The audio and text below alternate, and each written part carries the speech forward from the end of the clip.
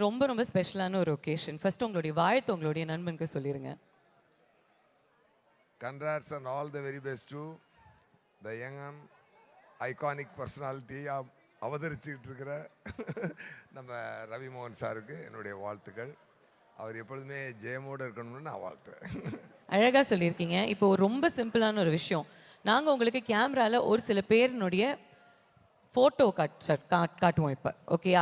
அவங்க இங்கே தான் இருக்காங்க. ஆனால் அவங்களுடைய முகம் மட்டும் உங்களுக்கு தெரியும். ஓகே? அவங்க என்ன யோசிக்கிறாங்க அப்படிங்கிற ஒரு மைண்ட் வாய்ஸ் மட்டும் நீங்கள் எனக்கு சொல்லணும். உங்களை மாதிரி ஒரு கிரியேட்டிவ் பர்சனாலிட்டி இல்லை அப்படின்னு எனக்கு தெரியும். அதனால தான் உங்க கூட நம்ம இந்த கேமை ஆரம்பிக்கிறோம். என்ன இது சின்ன பிள்ளைத்தனமா இருக்கு? அப்படிதான் சார் நான். அதனால கொஞ்சம் புரிஞ்சு பண்ணி கொடுத்தா நல்லா இருக்கும். ஆரம்பிக்கலாமா? எல்லாருடைய முகம் வந்து கேமரால வரும். எஸ்ஜி சூர்யா சார் டக்குன்னு அவங்களுடைய மைண்ட் வாய்ஸ்ல என்ன யோசிக்கிறாங்க அப்படின்னு சொல்ல போறாரு. ஓகேயா? நீங்க கை தட்டினா தான் கேம் ஆரம்பிக்க முடியும். ஓகேயா? Okay, let's go. First punch ஆக போற முதல் முகம் எது? Let's have a look.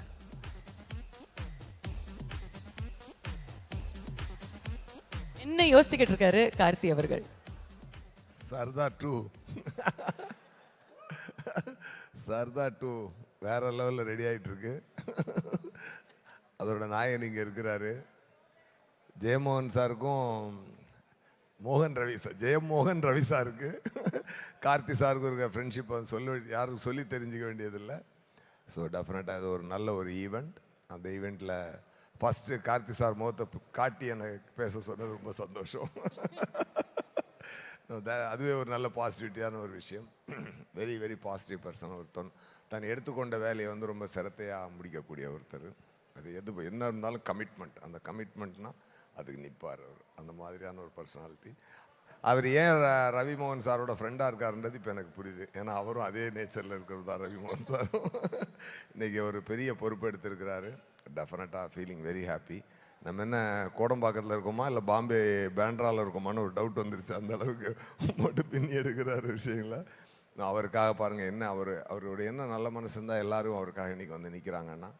So அவர் சம்பாதிச்ச மிகப்பெரிய சொத்தே அவர் நண்பர்கள் தான் அப்படின்றத நான் நினைக்கிறேன். கண்டிப்பாக thank you so much sir. All the very best.